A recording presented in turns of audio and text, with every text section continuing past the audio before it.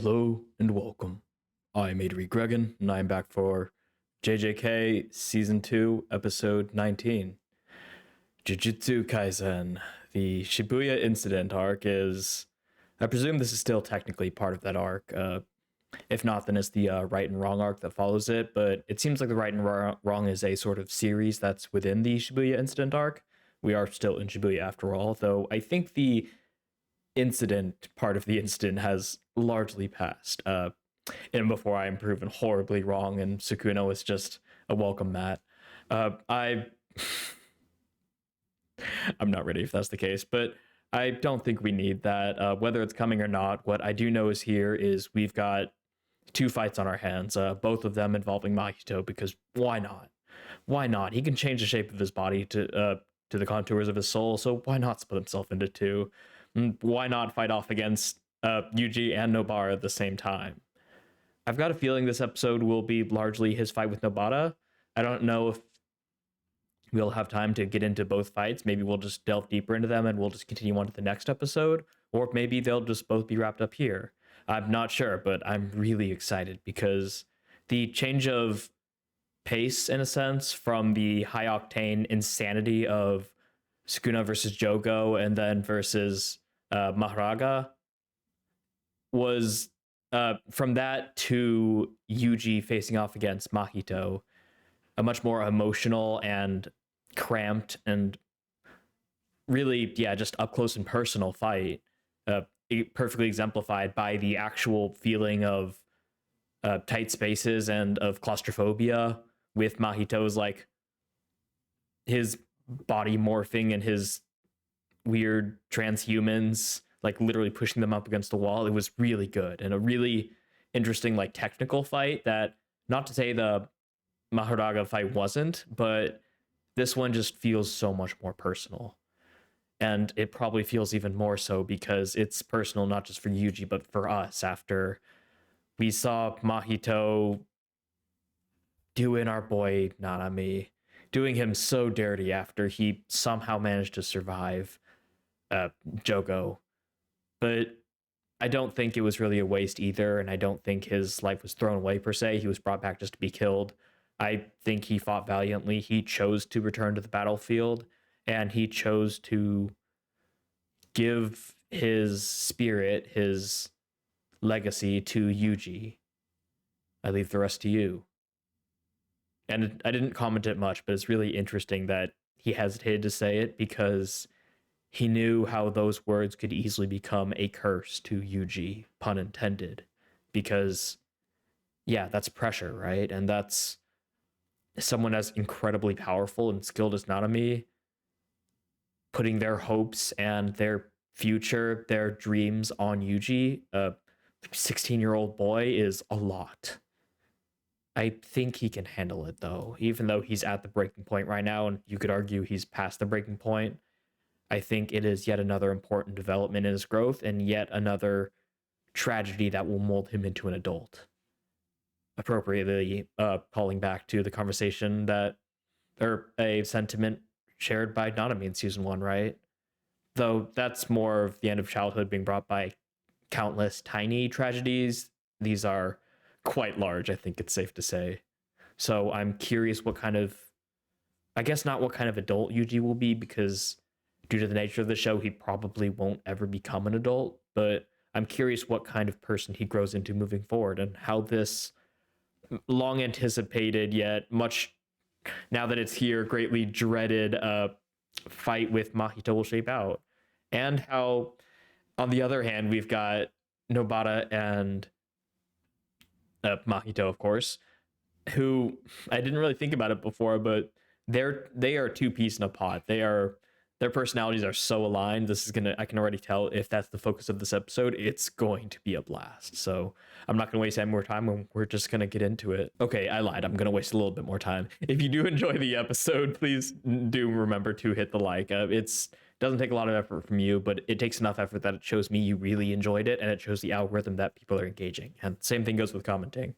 If you want to help yourself out, please do subscribe. It lets you get notified whenever I upload these, which is 3 times a week. And I'll be catching up with JJK in the next week or two, So you can also take part in the poll that'll be replacing it, and also be there to watch me as I watch season 2 weekly with you all. And I think that'll be a lot of fun. So if you're interested, please do subscribe if you haven't already. But I'm going to put all that YouTuber housekeeping out of the way for now, and we are just going to hop into JJK Season 2, Episode 19. Right and Wrong Part 2, I believe. Shoto Bunkamura Street. Outside the Veil. Is Nobara outside the Veil? Oh, she's going back inside. Right, she was taking her out, yeah. Oof. I don't like seeing my girl Nita looking like that.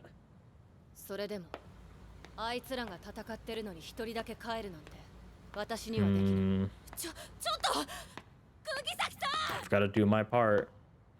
Same sense of duty that Nanami had. Love that animation where your hair's moving. Also, yeah, just that extended cut, just building the tension and showing resolve. Ooh, and the first person POV into the veil. What a sight. Jeez.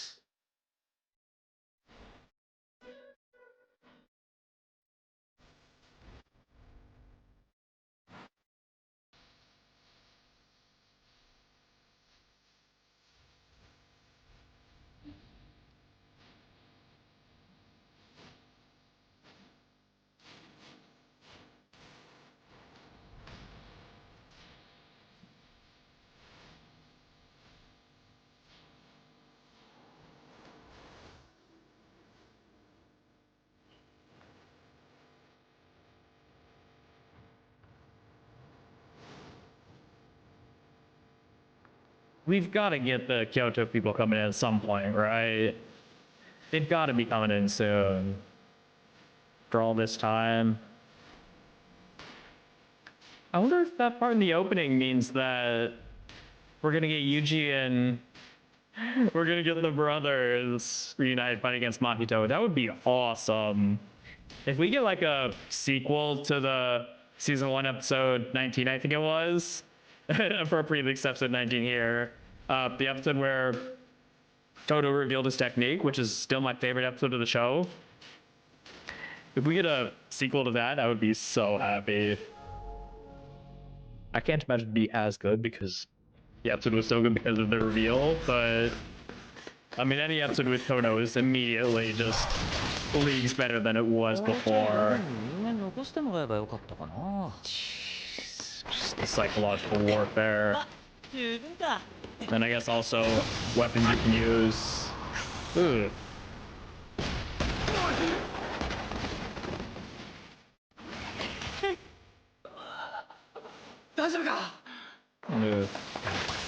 I don't know about that one.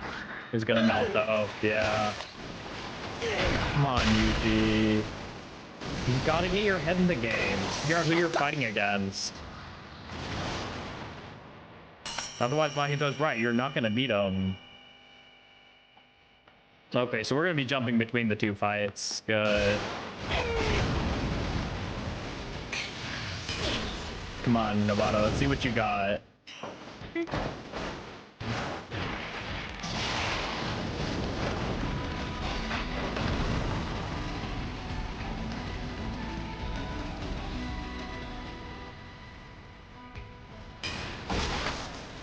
Ooh. Wow. Good job. Using the chaos to pull it over on him.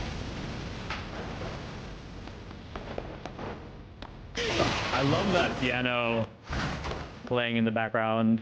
俺の両手を警戒してる。七三術師から報告を受けてるんだろうな。釣れないね。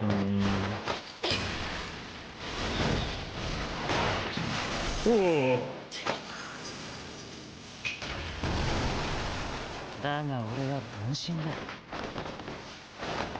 自分の形は変えられても愛憎人間をいじったり他者の魂に干渉はできない。Oh, interesting. So she's got a lot less to worry about for you. 勝手に神経つり減らしてくれて助かるよ。Oh. だからさ、聞かないんだって。知ってんでしょ？ Yeah. Oh, geez, the purple eyes. That's unusual. Yep. So Mahito. Oh. That was clean. 降りてきた。何がしたいんだこいつ。Oh.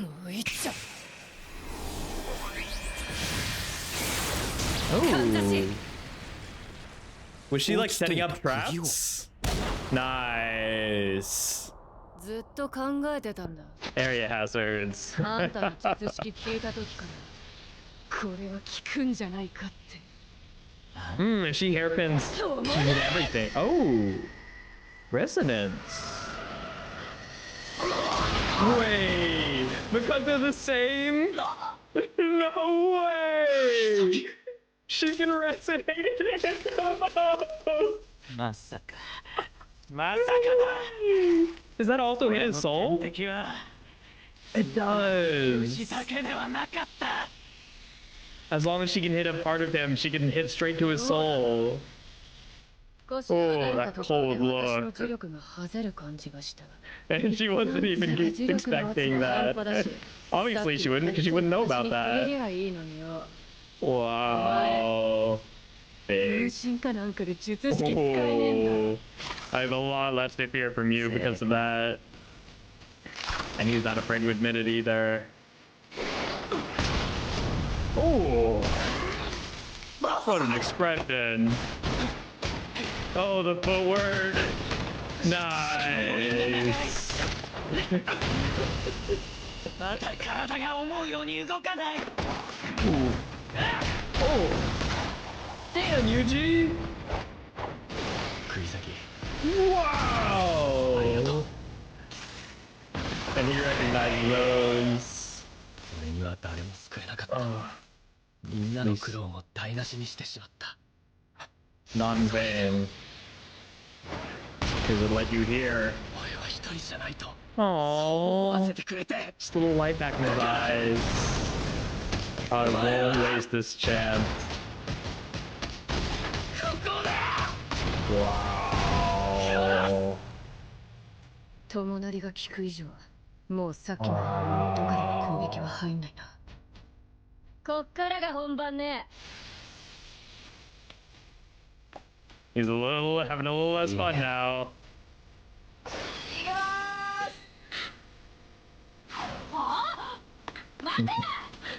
Doesn't get more Mahito than 近 that. 他に向かってもいいけど、こいつを野放しにする Yeah, it's not a good idea. 面倒事が増えそうね。 I wonder if the main Mahito is weaker because he's got a double. So then if he reunites with the other one, ちょうどい it い。 might make him あい stronger. つ払ってそのまま地下5階に向か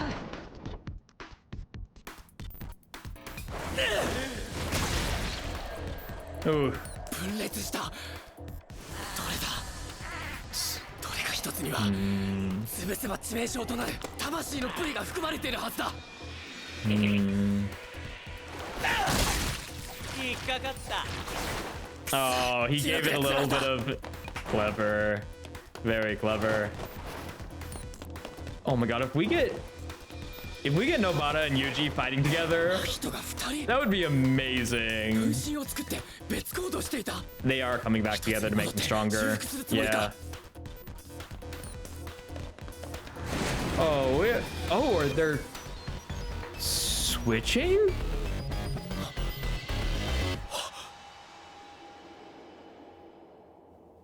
What? 虎杖。 Are they trying to do it so that he can get rid of? Yeah. So he can take Nobata out of the picture. Because now if he touches her.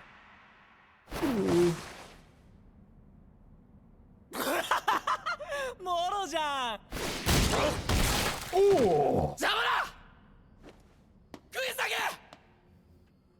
No. さて、七三術師は一度触れただけでは仕留めきれなかったけど。どうなる？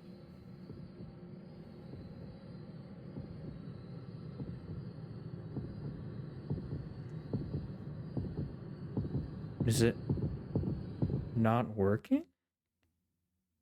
2000. It's like what, 9 years ago? This is gonna take place in 2018. Aww. 甘いよのバラちゃん。復帰は確実に潰さないと。当時の私は Just adorable. 村の人間は全員頭がおかしくて自分だけが正気だとそう思い込んでいた。Easy lie to convince yourself of. So we're gonna delve a little deeper into Nobata's backstory. It's about time. She's gotten kind of the short straw for out of the trio. 6年生まで使うんだよ。本当にいいの？お母さんにはそう言われたけど、私は水色のランドセルを選んだ。小学校に上がると同時にこの村に引っ越してきた。 Who's this? 両親は田舎の不便を心配していたが、 This 私 isn't the は girl 友 from 達と Nobata's 離れ離れ backstory. になるのが嫌だった。 Cause she moved recently, right? 全 When 校生徒19人、 just a few years ago. 一クラスじゃないよ。みんな赤か黒のランドセル。私は赤も黒も好きだけど、みんなは水色が嫌いだったみたい。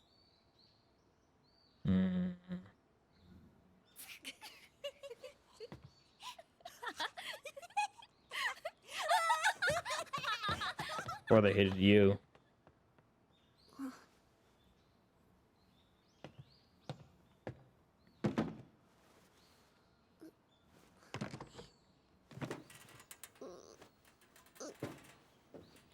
Hated is a strong word. They're probably just messing with you because you're different.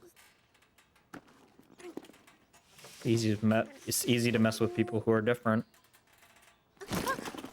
And thump. Oh, good catch.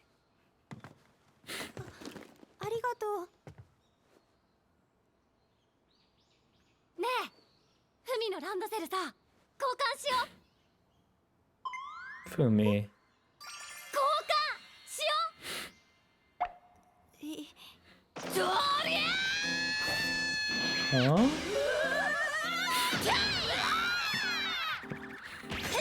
Yeah, that seems pretty Nobata. 日本一。ほら、釘崎。やべ。釘崎。またお前か。うっせえ、じじい。こっち来んな。 Oh my god.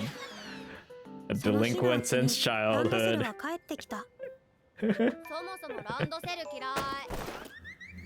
She kicked her own. その日から野原ちゃんはうちに入り浸ってよく Mm. お父さんとゲームをしていた。 Without their father. 服上手になったね。 What a great 野原 expression. ちゃんは村の人たちが嫌いだった。 Mm. てめえ村だからさ、友達になるより他人になる方が難しいんだよ。Hmm. いいことじゃないかと私は思った。数年経って近所のおばあちゃんが赤飯を炊いて持ってきた時、野原ちゃんの言っていたこと、その気色悪さを理解できた気がする。 It's a little odd, but could just be a culture thing. 秘密基地を見つけたの。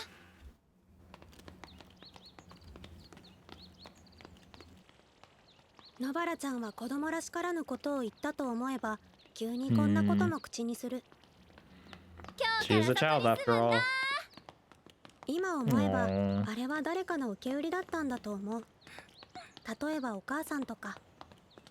Hmm. ここ。 Oh my goodness. 野原ちゃんの言う秘密基地は人んちだった。 A large one too. 本当に来てくれた。いらっしゃい。寒かったでしょ。 Mm. その子は沙織ちゃんと言って、 Saori-chan, yeah. 私より後にこの村に引っ越してきた。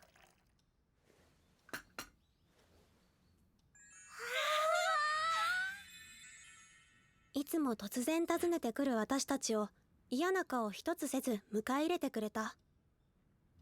そうだ、沙織ちゃんいつも家にいたな。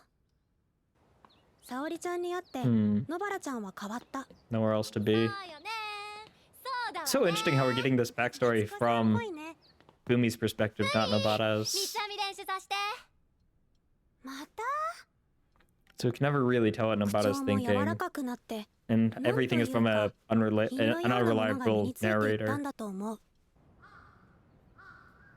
同じよそ者だけど、私と沙織ちゃんは何もかも違いすぎた。 That's what makes it fun. それから少しして沙織ちゃんの家の様子がおかしくなった。 Driven out. ゴミとか落書きとか、明らかに人為的に積まれた雪とか、立派なお家が不気味に見えるくらい。 So Nobara hid the village well before Saudi. That was just kind of the final straw. That's why she hates the stick so much, because you can't just get away from it. 沙織ちゃんが引っ越した。 We lost our 野原 secret ちゃんと base. 二人で見送ったけど、その時誰が何て言ったとか、どんな天気だったとか思い出すことができない。でも Yeah. とにかく野原ちゃんが顔をべちゃべちゃにして泣いていた。この子も泣くんだと、その衝撃で他のことが頭に入ってこなかったんだと思う。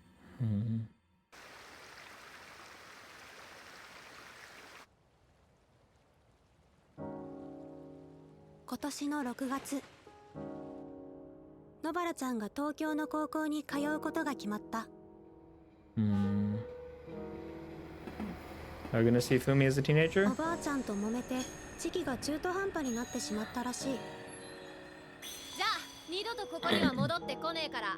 ふみ、あんたもそのうちこの村出なさいよ。Then I can see you there. So interesting. Did we know about Fumi before this? 私の時は泣かないんだ。 Someone that Nobara was actually close to back 何 home? も言えなくなってしまった。あれから私たちは沙織ちゃんの話をしていない。 She's still got those expressions. 次会う時は3人で。 Yumi and Saudi.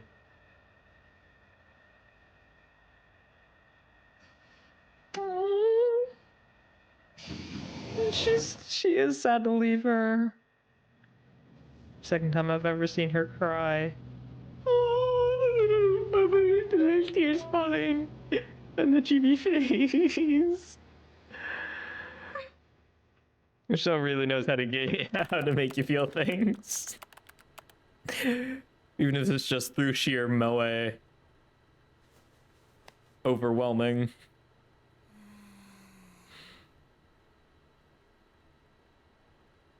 Who's this? This is Saudi? What? ダメですよ。合流日今日。っていうか昨日ですよ。朝までは今日よ。Losing track of time working. She does not look super well though.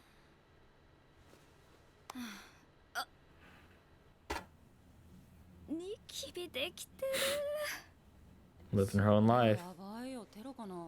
Oof. 先輩って結婚願望ありましたっけ？何急に。いや、こんなはずじゃなかったなーって。中2の時、ど田舎に引っ越したんですよ。転勤？いや、うちの母オーガニックでスピリチュアルなやばい。 And now she's gonna talk about Nobara too. She's getting a picture of Nobara through the lens of other people. This is super interesting.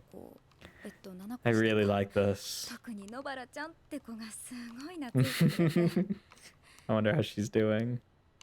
私一人っ子だから、もう野原 She ちゃん was が like a little sister. 可愛くて、慕ってほしくて無理にお姉さんぶって。And she saw all the best parts of you as a 紅茶 result. なんて出しちゃったりして。小一相手にですよ。可愛いじゃん。連絡先は交換しなかったんです。徐々に疎遠になるのが怖くって。 Hmm. 村を離れるときワンワン泣かれたな。 That's a really interesting で line. も今 I の was 普通 afraid の of us 私 slowly 見た getting ら far がっかり apart, するだろうな。 but maybe it was for the best. Ooh, that's really interesting. 元気かな、あのバラちゃん。今どこで何してるんだろう。 And now back to here. We get to hear her thoughts now. Or are we not? あの村の連中は全員頭がおかしい。 Okay, here we go. そんなことはない。でもおかしいやつの声は大きくて、 They 自 seem 分 to 以 speak 外 for の everyone 全 else, てに yeah. 覚えて、土足で他人の人生を踏みにじるもんなんだ。 Oh, the hand hiding them. っていうわけでもなかったかな。 Aww. A little like half blush.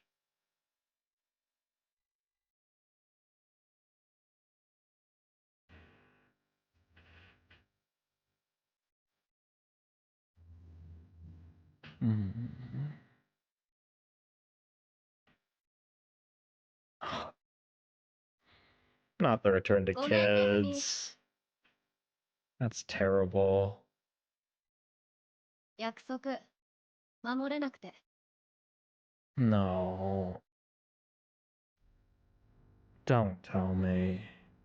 虎杖、みんなに伝えて。 Don't tell me he's gonna lose her too. 悪くなかった。 Don't tell me.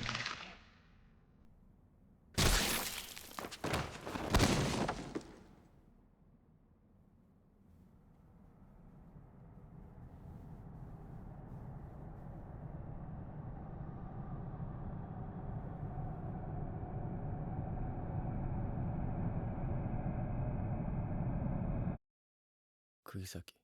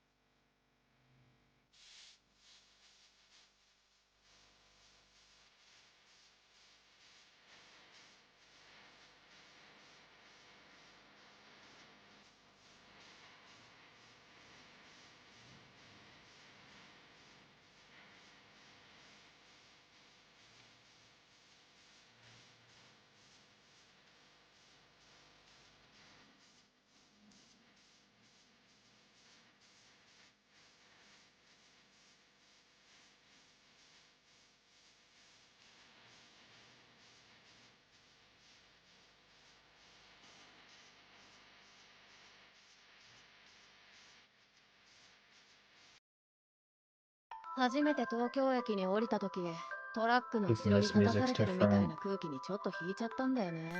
今では全然気にならないけど、次回リヒさん、人生汚れてなんぼってことかな。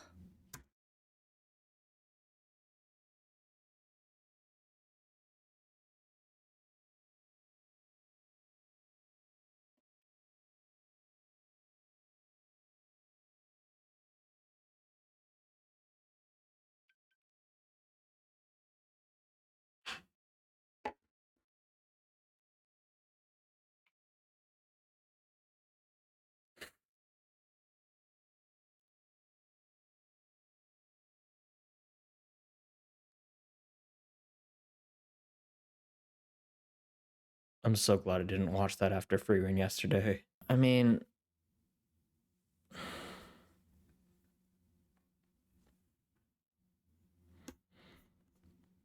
a show by any other name, and I wouldn't believe it. But this show's earned the right to have me believe it. So I could think of ways that she's actually alive and she's okay and it's going to be pulled out from under us, and that may be the case, but I think I'm just going to believe it for now.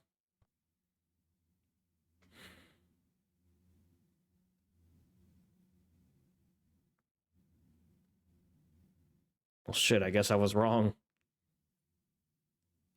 I guess I was right and wrong. I predicted last time that this would be a moment for her, that a fight that she would have to win. I was right in the fact that she did have to win, and she did win. I was wrong in believing that Mahito wouldn't get what he wanted. He wouldn't be able to use her to upset Itadori. Yuji. This is really cool, walking into the POV, walking into the veil with distortion and just seeing the absolute annihilation that's however much of Shibuya was just decimated. I guess within a 150-meter radius, right? Jesus. What an insane thing to see as soon as you enter. Authorities really do have their work cut out for them, having to find a way to explain it. So it's cool that we kind of jump between the two fights. It's just a big fight against Mahito, really. Freaking Yuji, he is so out of sorts. He should not be fighting right now. He's clearly doesn't have his head in the game, and for good reason, given everything that's happened, but he is just being so controlled by his emotion and by his sentiment. He's fallen for it twice, and he shouldn't have fallen for it at all, frankly. That everything Mahito does, when you're fighting Mahito, everything around you is a trick. Everything around you is a tool used to defeat you. And he's not an idiot either, so he's just out of sorts. And it's a great fight from both angles. Sometimes you have to try despite knowing it's futile. It's a great line. I can't not bring up the shared sentiment with Frieren. Some probably like 5 episodes ago now. It's crazy to think how much further into Frieren I am. Feels like it was just yesterday I first met Stark, but I guess it wasn't when I first met him. It was just like 3 episodes ago, or when Stark. I'm not going to spoil anything from Frieren if you haven't watched it for some reason. First of all, go watch it, then watch my reactions to it. But there's a moment where one of the characters, Stark, is remembering his master's words, and he's down and out in a fight. And his master, Aizen, tells him that even if you're fighting an overwhelming foe, as long as you keep getting up, you haven't lost. The moment you lose is the moment you stop getting back up. You allow yourself to stay down. Because if you think about it, nothing is over until it's over. The archer class really is made of archers. People die when they're killed. If you keep getting back up, by definition, you haven't lost. So, using that definition, regardless of how overwhelming the odds seem, it's always worth a try, right? Because you only have to gain. You have nothing to lose, right? If you run away, you're dead. If you fight him, you're dead. But only fighting him has the opportunity of winning. And there's a much greater chance of that because the overwhelming odds are not objective. Sure, we can pretend that this character is way more powerful, and that the other guy has no ghost of a chance. And like, there's this big thing in anime, in the anime community, right? Who would win, Saitama or Goku? And like, we try to compare these power levels. Like, it's ridiculous. Because real life doesn't work like that.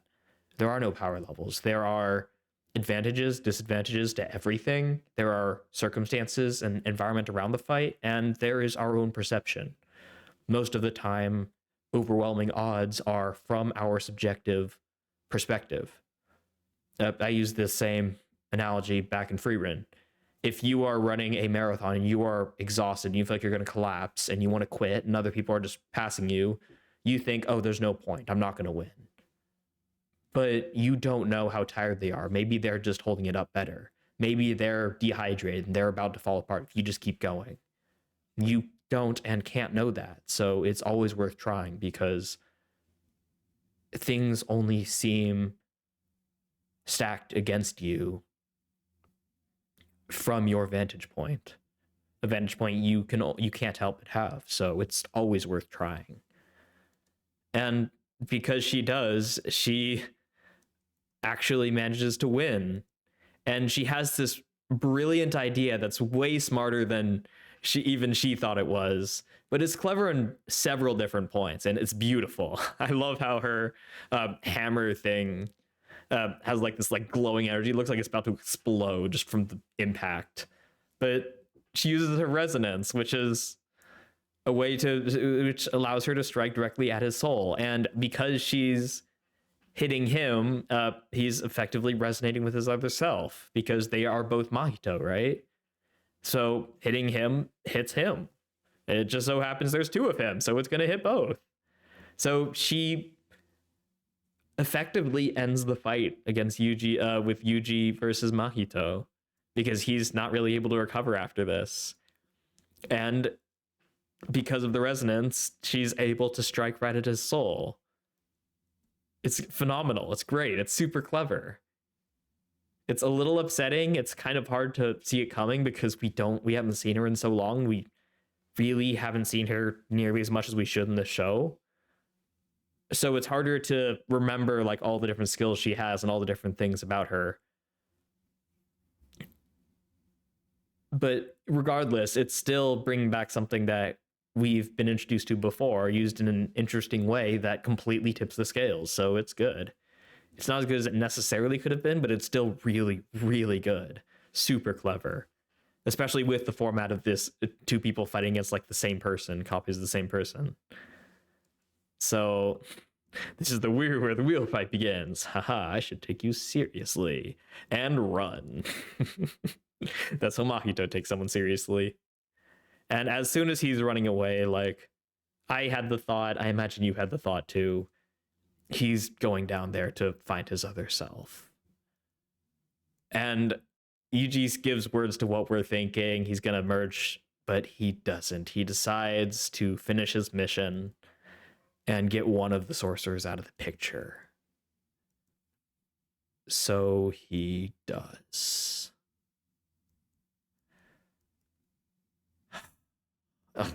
Just Yuji decks him. Yuji tries running to her, but obviously there's nothing he can do. She puts a hand over where she was touched. And then she remembers, but she doesn't quite remember. She remembers, I guess, but we don't remember. We watch from other people's perspective after getting like a sort of introduction from her. And it's really clever how they do this, how they frame this. Because we flash back to two unfamiliar faces in before we have met them before, but I don't think we have. But we flash back to this time where we meet this person we haven't really seen before, like a friend of hers. And like, oh, I thought she only cared about Saori-chan, but there is someone else. There's this girl who we learn as Fumi. And it's really cool because we introduce this character without really introducing them. We don't learn her name in this segment here, in this introduction. But since after the mid card, we go into a story from Fumi's perspective, we've been introduced to her through Nobara, which is really clever framing to get us in this mind space and to make us realize that, and to get us invested in this and to care about this and to not feel whiplash of why we're suddenly following somebody whose voice we've never heard before. It's super clever because now it's like, oh, this is Nobata's backstory told through someone else's lens, or it's a Nobata adjacent story. And we get to know that because of the few seconds we spent with Nobata playing the video games. It's super cool, and it makes us interested and invested in this character we've never seen before, as far as I can remember. And it's more people who move to the village, too. Again, that familiarity, like the Saudi. My parents were worried about the inconveniences. I didn't like being separated from my friends. 19 in the whole school. Everyone had black and red, but apparently everyone also hated blue. And this is probably not the case, right? Just like before, this is most likely, almost certainly, a colored lens. It's how she perceives this. It's not that everyone hates blue, it's that blue is different. You are new, you are also different. You are very different. And if you know anything about kids, if you spend any time around kids, which I hope so, you were a kid once, you probably know that kids are cruel. Insert sundowner meme here. Kids latch onto anything they can to justify their cruelty because they don't appreciate cruelty. Cruelty is attention to themselves and to other people, right? It's their unregulated emotions that they don't really understand, that they have to do something with regardless, whether they understand it or not. So they find something that's different and they latch onto it. They find someone to bully. No, she moved here recently. She's new. I haven't seen her face before. She's wearing a different black backpack. She's incredibly different. She made it almost too easy to bully her, to mess with her.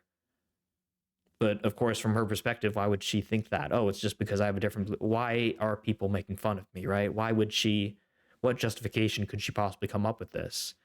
Sure, she could think I'm new, but that doesn't make sense, right? Especially to a kid. Oh, it must be I have a blue backpack, and I'm the only one. That must be why. And it's a much less damaging conclusion to draw to than it's because of me. Or even worse, it's out of my control. It's because I moved here. Because my parents moved here and brought me with them. The one that's out of the control is the most damaging, right? Because that's just how it is. And as an adult, that's an important thing to grasp. But as a kid, that's horrifying. That's hard to deal with. Slightly less damning is, oh, it's because of me, because of what kind of person I am. They're just doing it because they hate me.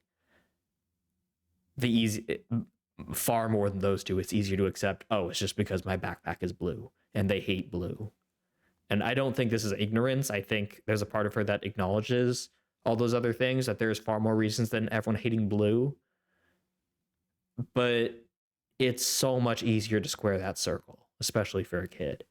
And it's super sad, right? But it's kids. It's hard to... I mean, I'm not going to stand here and like admonish these kids and say these kids are horrible people, right? Because they're kids. Like I said, kids are cruel. Most kids are. But Nobata didn't care.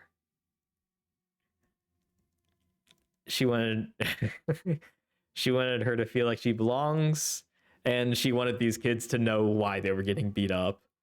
I know that backpack.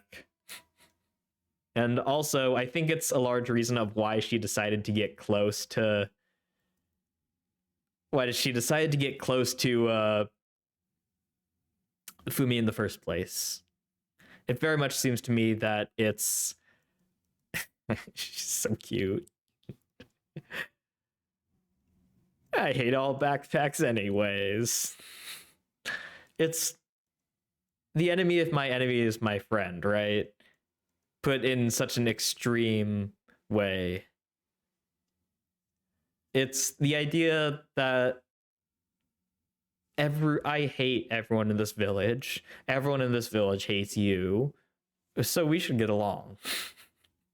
And there's so many different ways you could unpack that, right? You could unpack it as we can relate in our victimhood. You can put it as we can both like console each other. You can put it as we need companionship, so we have no one else. We might as well have each other. And we can put it like this: it's harder to be strangers than friends, which is a surprisingly deep line and gets deeper the more you think about how Nobata sees those around her in her village. It's such a small village. There are so few people. it's easier to just be friends because we'll see each other all the time.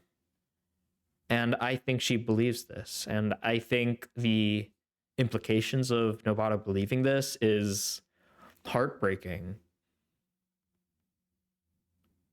Because she clearly doesn't have a lot of friends. She basically just has Fumi.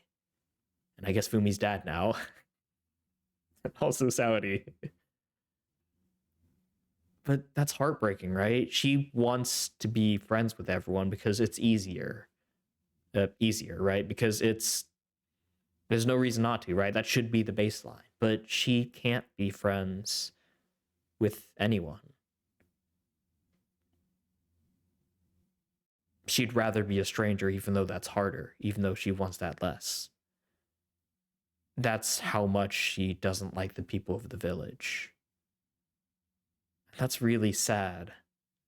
That's really sad. Somebody whose baseline should be I'm friends with everyone, actively choosing not to be because she doesn't like them. That's really heartbreaking. That's really sad. And it's so interesting that we get all this characterization without hearing Nobara's inner thoughts, right? We get this through Fumi's perspective, which is so interesting. Isn't that a good thing? It normally is, but in her case, it can't be. The creepiness that Nobara was referring to. And she had a childish side to her because she's a child. Of course she did. And then we meet Saori once again from a new perspective from Fumi's.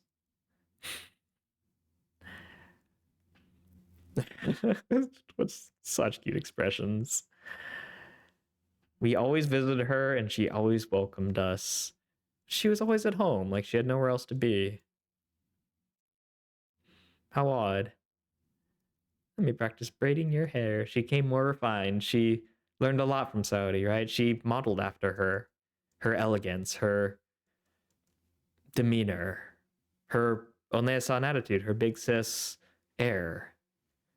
But the village struck again and effectively chased Saori away.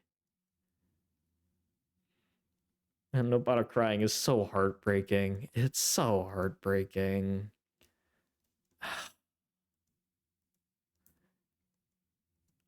And this scene is also, this whole episode is just really emotional. It's just,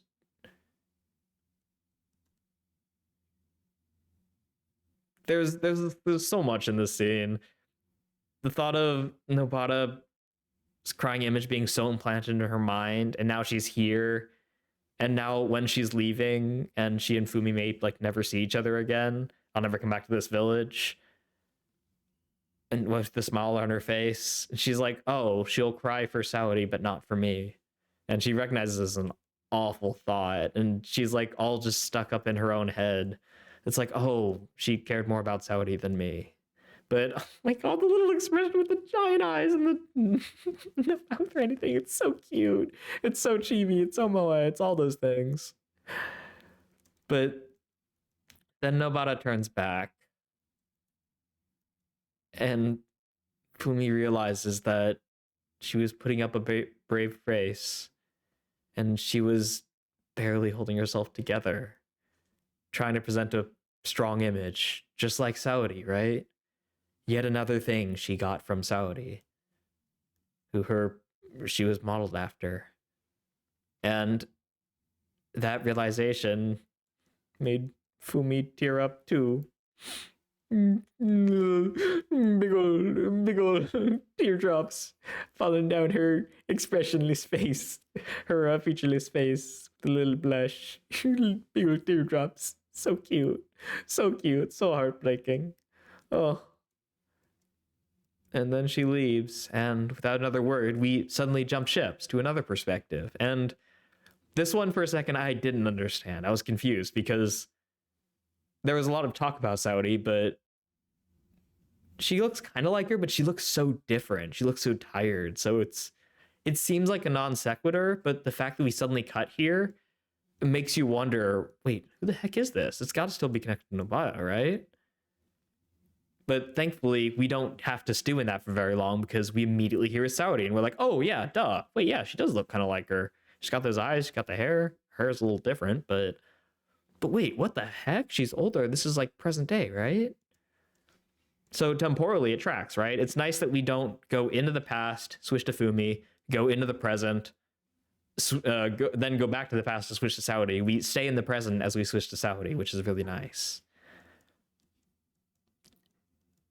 Still today until morning.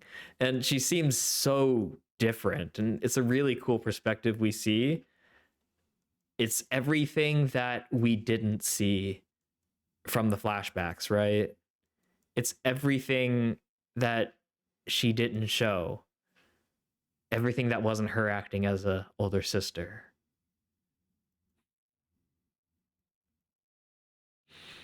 And it's really nice. It's really humanizing. It's really interesting. It reminds you that even if you don't see these people all the time, and from the lens that we see in flashbacks talking about these people, like Fushiguro's sister, for as an example, these people have sides of them we don't get to see. We don't really know the picture. And we see all these parts of her finding this pimple, her with like bags under her eyes, her looking super stressed out, that we just never really, we assumed she just didn't feel because we've never seen it. And we see her with like friends, a whole life that we've never even been hinted at before, because why would we? We've only ever seen it from Nobata's perspective. I wonder if she would be disappointed. Huh. And then she says some really interesting things here too. God, there's so much in this episode that's just so interesting.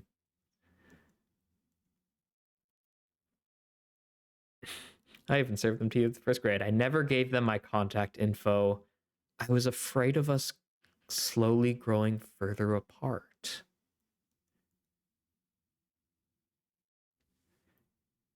What a line.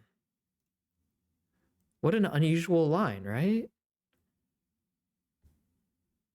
I was afraid that if we kept in contact, that if we kept talking even when we couldn't see each other, life would eventually get in the way, we would lose interest, and our relationship would sort of dissolve, would sort of fall apart. Not fall apart per se, but just peter out. Better that it ends emotionally, tragically, but emotionally in this like high point, that we get to remember the good times we had, not the slow falling apart. Which is really sad. It's something that takes a little bit of thought to really like understand like why this makes sense. Because I think from our perspective, especially in our connected age, we value connecting to each other. But we don't really think too much about how easy it is to grow apart when you're not near each other. I think about it all the time. Well, I guess I don't quite think about it like that. I have a lot of like friends and contacts that I've moved away from because I've moved around to a bunch of different places, especially in my adult life. And I have this like aura about me, apparently, that when I'm not around, like people just kind of most of the time don't really message me or like talk to me. I just kind of like out of sight, out of mind. I just have this aura of object impermanence, I guess, about me, where if they don't see me, they're just not really thinking of me, or they're not saying anything. Maybe they do think of me. I don't know. I'm my own unreliable narrator, right? But I think it's led to a little bit of lack of self-esteem for me. Like, I don't really matter to people unless I'm around. I do recognize that's probably incredibly reductive and that there's so many more aspects playing a part, and it might just be coincidence, or maybe I just remember those cases. Or maybe they do that with everyone, the select few people who I have gotten close with and gotten their information and we haven't really stayed in contact. Maybe they just do that with everyone. Maybe it's not special to me. But it's hard to not internalize it's special to me, right? Just like what Fumi was doing. So I kind of understand this. If you're in contact with somebody, if you have their contact info, but you don't really reach out to them, or you do and you peer out over time, it's kind of painful, and it kind of leaves a bad taste in your mouth as like an end of a relationship. Whereas if you didn't keep in contact and you just said one tearful, painful goodbye, other than that moment, most of your memories of them will be when you were in person with them, when you had these deep connections and bonds. You don't have this memory of things petering out, which is bittersweet. I think it's valuable to have that, to like maintain connections, but I understand the anxiety there of not wanting to have this slowly fall apart. I wonder if she'd be disappointed to see how I am now. I don't think she would. I think she'd be relieved to see how much of a person you actually were. And then, of course, she's thinking about Nobata, so we return back to the present day with Nobata. Again, just great framing for the episode overall. And we finally circle back, go full circle. We circle back to pretty much the first thematic thread that was introduced with Nobata. Everyone in the village was crazy. That notion was never true, but the crazy ones were the loudest. And it makes it seem like that's all there is. They can trample over other people's lives. That wasn't entirely the case. We all understand that, right? Especially in today's digital era where the internet is everywhere. It's like any sense of understanding where of how like sociology works, and you know that the outliers tend to have the loudest voices. It's one of the reasons why like politics today is getting more and more divisive, because we hear the voices of the opposition's loudest people and we assume they represent everyone else, that everyone else is just like them because they have the loudest voices. It's the case with like any community outside of politics. In the anime community, people say the My Hero Academia fandom is toxic and is terrible and is the worst part of the show, and I disagree with that. But that's because I haven't heard the loudest voices, so I just see the general love of the community.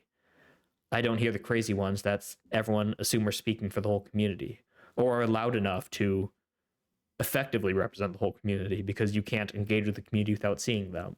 I haven't really seen those that much, so I have a much better perspective and opinion of that community. Yet it's so hard to avoid the idea that the crazy ones speak the loudest. And in such a small village as Nobata's, it's so easy to get strung along by the loud ones, by the crazy ones, and to assume everyone is that crazy. But then she left the village and she met other people who were a different kind of crazy, her kind of crazy. And in doing so, she realized that she already knew people who weren't that crazy. She knew Fumi. And she didn't really... I don't think she appreciated Fumi as much as she wishes she did now. The fact that we haven't really seen Fumi in the past when we've been in Nobata's perspective kind of tells us that, not that Fumi wasn't important in her life, she clearly was, but that she enjoyed her time with Fumi, but was really more moved by Saori, and that was like more shaping of her experience. That's what we've been exposed to. I think she, as much as she appreciated Fumi, she also subconsciously kind of shut her off as part of the village she hated. And she never, don't get me wrong, I don't think she ever thought Fumi was part of the village she hated. Clearly they grew connected because she wasn't, but it seems right now she's coming to realize that there are a lot more people than she thought who weren't crazy. I think it was more fitting in her narrative that everyone else but Saori and me were crazy. So kind of lifting the veil on that illusion she had with herself, she realized that her whole life she had several people who weren't that crazy. It wasn't just Saori. It wasn't just Fumi. It was Fumi's dad too. And in such a small village, that's already 3 whole people, right? Which doesn't seem like a lot, but it's a small village and it's a small world. So no wonder that seeing people outside the world made her appreciate that smaller world that she grew up in a little bit more, in what may actually be her final moments. I don't know if she's alive or not. I don't have any spoilers for this. I haven't like seen her in like trailers for season 3. She could very well be dead here. It sure seems like it. I'm not gonna go to that point because I don't want to relive that. I don't need to see those shots. Thankfully, they don't have quite as traumatic shots as they did with in episode 3. Christ. But